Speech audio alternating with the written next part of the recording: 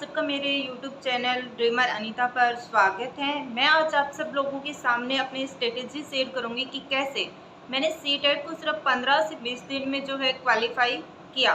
तो अगर मैं बात करूं सीटेट को क्वालिफाई करने के एग्ज़ाम के लिए मैंने कहीं से स्पेशल कोचिंग वगैरह नहीं ली और मैंने सिर्फ एक बुक को रेफ़र किया था। उसमें भी सिर्फ मैंने थोड़ी बहुत थ्योरी पढ़ी थी।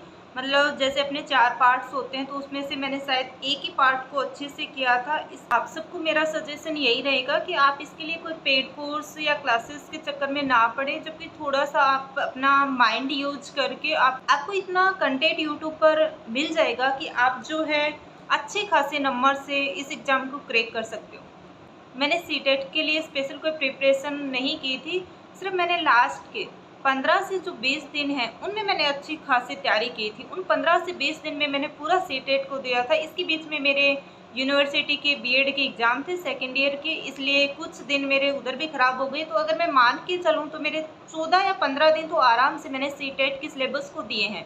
अगर मैं बात करूँ सीटेट के सिलेबस की तो आप सब लोग इसके बारे में अच्छे से जानते ही हो। इसमें सीडीपी आती है आपकी 30 नंबर की, 2 लैंग्वेज सब्जेक्ट हो जाते हैं जिसमें आप जो चाहे लैंग्वेज अपने चूज़ कर सकते हो। इसके अलावा मेरा सब्जेक्ट जो है मैथ और साइंस था, तो 60 नंबर की मैथ और साइंस थी और इसी सब्जेक्ट के ऊपर मुझे सबसे ज़्यादा कॉन्फिडेंस था, इसलिए मैंने इस सब्जेक्ट को टच भी नहीं किया और इसी भरोसे रही कि इसमें मैं अच्छा खासा स्कोर कर जाऊंगी।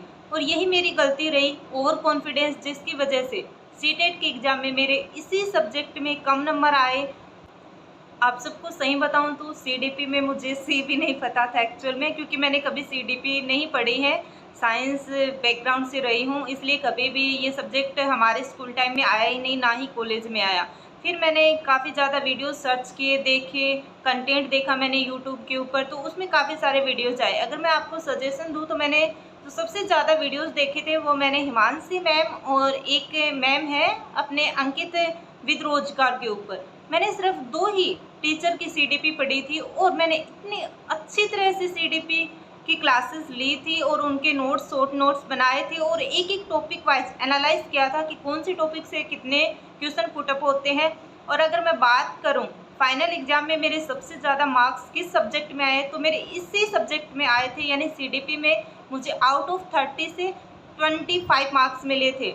यानी अगर मैं थोड़ा सा और शायद कर लेती तो 30/30 भी ले आती, पर वही बोलते हैं ना, मेरे पास इतना टाइम भी नहीं था, क्योंकि साथ में मेरे कॉलेज के एग्ज़ाम भी चल रहे थे, साथ में हमारा जो रूटीन है कोचिंग का, मैं ग्रेड टीचर की जो मैं तैयारी कर रही हूँ उसकी भी क्लासेस होती थी, साथ में शेड्यूल मिलता था उसको भी फॉलो करना पड़ता था, वीकली टेस्ट होते थे उसमें भी थोड़ा बहुत पढ़ के जाना पड़ता था ताकि थोड़े बहुत नंबर आ जाएँ।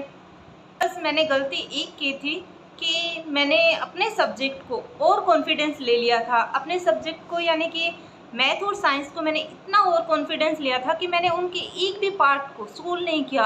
एक भी टॉपिक को मैंने मैथ और साइंस का खोल के भी नहीं देखा, ना बुक से पढ़ा ना यूट्यूब से पढ़ा। सोचा इसमें तो मैं अच्छा करे जाऊंगी और रिजल्ट मुझे ये मिला कि 60 में से मुझे सिर्फ 30 नंबर ही मिले। लैंग्वेज सब्जेक्ट के बारे में तो आपको पता ही है कि आपको 2 लैंग्वेज जो है इसमें चूज करनी पड़ती हैं। अगर मैं बात करूँ, मैंने लैंग्वेज फर्स्ट में हिंदी ली थी और लैंग्वेज सेकंड में मैंने संस्कृत को चूज किया था। और संस्कृत भी मैंने इतनी नहीं पढ़ी थी, फिर भी थोड़ी बहुत मैंने जो संस्कृत पढ़ी थी वो सब यूट्यूब की सहायता से ही पढ़ी थी। और अगर मैं बात करूँ मैंने संस्कृत कहाँ से पढ़ी थी, तो मैंने संस्कृत रोजगार विद टीचिंग चैनल है अंकित भाटी सर का, मैंने उन्हीं की क्लासेस ज़्यादातर फॉलो की थी और उसका मुझे आउटपुट भी मिला। क्योंकि 15 या 20 दिन में किसी एग्ज़ाम को क्रैक करना, वो भी जनरल कैटेगरी से, लैंग्वेज सब्जेक्ट में भी मुझे कम ही नंबर मिले थे। हिंदी को भी मैंने थोड़ा हल्के में लिया था, सोचा हिंदी तो बचपन से पढ़ते आ रहे हैं साथ साथ में, तो हिंदी में अच्छा कर जाऊंगी, पर हिंदी में मुझे 30 में से 16 नंबर ही मिले। और सेकंड लैंग्वेज मैंने संस्कृत ली थी, संस्कृत में मुझे 20 नंबर मिले, जो काफ़ी अच्छे थे, हिंदी की बजाय तो अच्छे थे, क्योंकि संस्कृत की क्लासेस मैंने लगाई थी। मैंने 2 ही सब्जेक्ट की क्लासेस ली थी, 16 दिन, जितने भी दिन मैंने क्लासेस ली थी लास्ट के एग्ज़ाम के टाइम में, सिर्फ सीडीपी और संस्कृत की। इसके अलावा मैंने किसी सब्जेक्ट की कोई क्लास नहीं ली थी। इसलिए मैं आप सबको भी बोलना चाहती हूँ कि आपको इस एग्ज़ाम को लेकर कोई बर्डन नहीं लेता। इस बुक के ऊपर आपको काफ़ी सारे मॉक टेस्ट मिल जाएंगे और वो मॉक टेस्ट आपके हेल्पफुल भी होते हैं, क्योंकि वही क्वेश्चन कहीं ना कहीं बार रिपीट होके आ जाते हैं। जैसे सीडीपी है, सीडीपी में किसी टॉपिक के जो क्वेश्चन होते हैं वो रिपीटेड होते हैं, जो प्रीवियस ईयर में आए हुए हैं। मैंने मॉक टेस्ट अच्छे खासे लगाए थे, 20 से 25 मॉक टेस्ट मैंने लगाए थे। टॉपिक वाइज भी काफ़ी अलग से फुल टेस्ट की बात करूँ तो भी मैंने 15-20 लगा लिए थे। और इन मॉक टेस्ट में भी मेरा स्कोर जो है आपको मैं बताऊँ तो 80 से लेकर यही, यानी कि ज़्यादातर मेरा 120 तो एक या दो बार ही गया होगा, पर 80 से लेकर मेरा हमेशा स्कोर रहता था 92, 95, 97, 98। इससे ऊपर मेरा स्कोर कभी नहीं गया। एक दो मॉक टेस्ट में ज़रूर गया था। और फाइनल अगर मैं एग्ज़ाम की बात करूँ, सीटेट के जुलाई में जो हमारा एग्ज़ाम हुआ था उसमें भी मेरे 91 स्कोर बना। इसलिए मैं आपको सजेशन यही करूँगी कि आप स्पेशल किसी कोर्स के चक्कर में ना पड़ के, यूट्यूब पे इतना अच्छा कंटेंट है, अगर आप अच्छे से थोड़ा सा दिमाग लगाकर खुद के माइंड से थोड़ा सिलेबस को एनालाइज करके अगर आप उस चीज़ को फॉलो करेंगे तो आपको कोई कोर्स लेने की ज़रूरत नहीं है। क्योंकि ये एग्ज़ाम क्वालिफाई एग्ज़ाम है और इसमें आपको कैटेगरी वाइज मार्क्स लेके आने होते हैं। मेरी कैटेगरी ओबीसी थी, इसलिए मुझे 82 मार्क्स चाहिए थे और मेरे 91 मार्क्स आए। इसलिए मैं आप सबको यही सजेशन देना चाहूँगी कि फालतू के कोर्सेज़ में ना पढ़कर आप यूट्यूब से अच्छा खासा पढ़ सकते हैं। प्रैक्टिस के लिए आप मॉक टेस्ट ज़रूर लगा सकते हैं, क्योंकि मॉक टेस्ट हमारे एक्चुअल में प्रैक्टिस को बताता है। और कहते हैं ना, प्रैक्टिस से ही हर एक चीज़ को सीखी जा सकती है। प्रैक्टिस से हमें पता चलता है कि कहाँ पर हमारे मिस्टेक्स हो रही हैं, मॉक टेस्ट में हम कौन से टॉपिक में, कौन से सब्जेक्ट में क्या गलतियाँ कर रहे हैं। इसलिए उन गलतियों को सीखना ज़रूरी है, उन गलतियों में सुधार करना ज़रूरी है। इसलिए लास्ट में मेरा तो आप सबको सजेशन यही है कि जितना ज़्यादा हो सके आप टॉपिक वाइज देखिए। उसके बाद प्रीवियस ईयर के जितने भी क्वेश्चन हैं आप उनका मॉक लगा के देखिए कितने नंबर बन रहे हैं। उसके हिसाब से आप अपनी तैयारी करेंगे तो ज़्यादा बेटर रहेगा। आप सीडीपी को अच्छे से कवर कर सकते हैं, क्योंकि सीडीपी और एक हिंदी सब्जेक्ट, या अगर आपके पास मैथ या साइंस है तो ये तीनों सब्जेक्ट ऐसे हैं जिनमें हम पूरे में से पूरे मार्क्स लेके आ सकते हैं।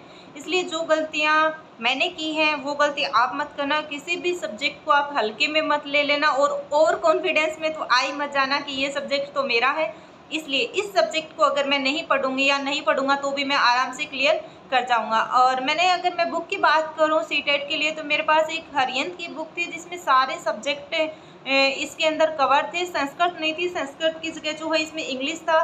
बट इस बुक में एक अच्छी बात ये थी कि इस बुक की स्टार्टिंग में आपको 3-4 साल के क्वेश्चन पेपर मिलेंगे और सॉल्यूशन उनका आगे मिलेगा। तो आप इनमें भी एक तरह से मॉक टेस्ट लगा के देख सकते हैं कि मेरे कितने मार्क्स आ रहे हैं।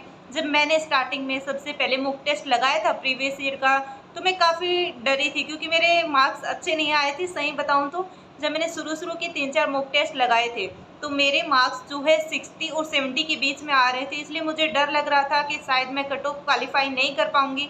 और कई सारे लोगों का तो मुझे सजेशन यही था कि आप आरबीएससी की जो तैयारी कर रहे हो उसको कंटिन्यू रखो, इसके चक्कर में टाइम खराब मत करो। फिर भी मेरा मन था कि मैं एक बार सीटेट का एग्ज़ाम दूं और मैंने एग्ज़ाम दिया और मेरा एग्ज़ाम क्लियर हो गया।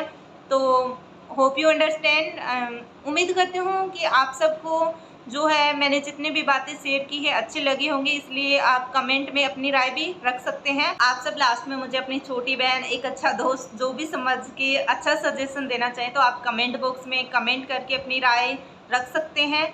और कोई भी आपका सुझाव है या मेरी जर्नी को लेके आपको कुछ भी पूछना है, या मैंने जितनी भी आपको बातें बताई हैं उससे रिलेटेड आपको कोई भी डाउट हो तो आप बेझिझक जो है कमेंट बॉक्स में कमेंट कर सकते हैं। जब भी मुझे टाइम मिलेगा मैं आपका आंसर करूँगी। वीडियो को देखने के लिए आप सबका तहे दिल से धन्यवाद। जय हिंद, जय भारत। मिलते हैं फिर से एक गवर्नमेंट जॉब का सिलेक्शन लेने के बाद।